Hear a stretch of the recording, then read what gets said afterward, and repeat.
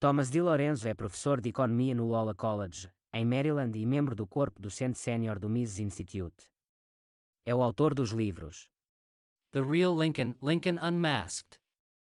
How Capitalism Saved America, The Untold History of Our Country, From the Pilgrims to the Present Hamilton's Curse, How Jefferson's Archenemy Betrayed the American Revolution, and What It Means for Americans Today. A esquerda deve destruir a liberdade de expressão, ou será destruída.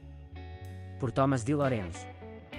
No famoso livro de Hayek de 1944, O Caminho da Servidão, ele alertou que as classes políticas e intelectuais das democracias da época estavam adotando algumas das mesmas ideias que inspiraram a Alemanha de Hitler, a Itália de Mussolini e a Rússia de Stalin: planeamento governamental abrangente, hiperregulamentação industrial, nacionalização, estatismo assistencialista e coletivismo em geral.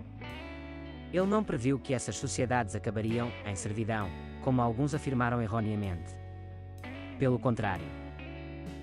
Em seu primeiro capítulo, ele afirmou claramente que esperava que as ideias do livro ajudassem esses países a evitar esse destino desastroso. Ele esperava que as ideias do livro fossem um obstáculo no caminho para a servidão. O 11º capítulo de O Caminho da Servidão é intitulado O Fim da Verdade, e é sobre o imperativo histórico em todos os estados totalitários ao longo da história, de destruir a liberdade de expressão para que a única crença verdadeira seja o plano social imposto pelo Estado, independente de qual plano seja este.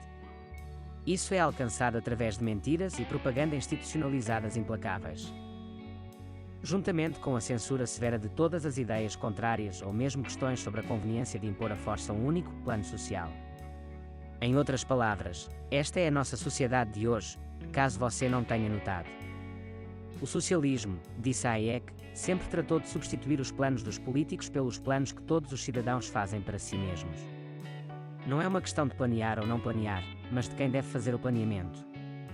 A importância da propaganda em países totalitários, escreveu Hayek, é que se todas as fontes de informação atuais estão efetivamente sob um único controle, não é mais uma questão de meramente persuadir as pessoas disto ou de aquilo. O hábil propagandista então tem poder para moldar, mente-se em qualquer direção que ele escolher. Jeff Deist, entre outros, comentou que nosso país hoje se tornou uma sociedade pós-persuasão, e ele está certo, quase 80 anos depois que Hayek emitiu este alerta. A esquerda não está mais disposta a debater nada seriamente, pelo menos enquanto eles controlam as universidades, os 3 ramos do governo, a mídia, indústrias de entretenimento e muito mais. Até o estúpido príncipe Harry denunciou publicamente a primeira emenda em uma tentativa patética de cair nas boas graças dos esquerdistas de Hollywood, como sua esposa, logo após ele se divorciar de sua família e se mudar para Hollywood. Se você discordar da versão mais recente do totalitarismo socialista, o wokeismo, junto com a histeria ambientalista e apelos por planejamento central mundial, então você pode ser cancelado, taxado de racista, supremacista branco ou até mesmo demitido de seu emprego e impedido de obter um novo. As consequências morais da propaganda totalitária são ainda mais profundas.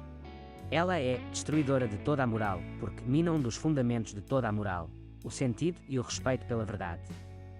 Uma avalanche de mentiras oficiais sempre foi a ferramenta de vários teóricos do sistema totalitário, escreveu Hayek, citando as nobres mentiras e os mitos sociais de Platão defendidos pelo filósofo francês Georges Sorel. Os fins justificam os meios mentirosos para os totalitários em todos os lugares.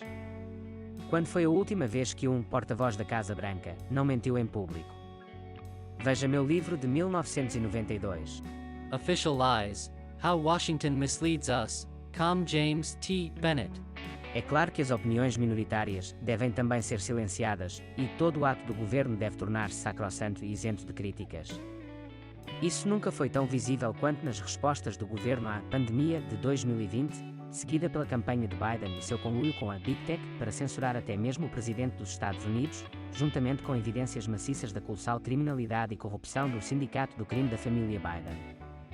Este foi sem dúvida o maior ataque governamental à primeira emenda, aparentemente organizado pelo FBI e pela CIA, uma vez que foi essencialmente eliminada pela lei de sedição do governo de John Adams. A academia também deve estar totalmente corrompida, disse Hayek, pois a busca desinteressada pela verdade não pode ser permitida, em um sistema totalitário.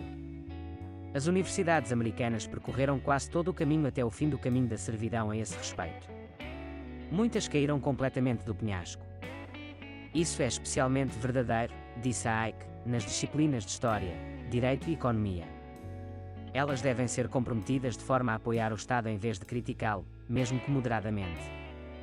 Os professores de história americana é quase completamente dominada por marxistas, por exemplo, e a economia tem sido atormentada por planeadores centrais keynesianos e teóricos de falhas de mercado por décadas.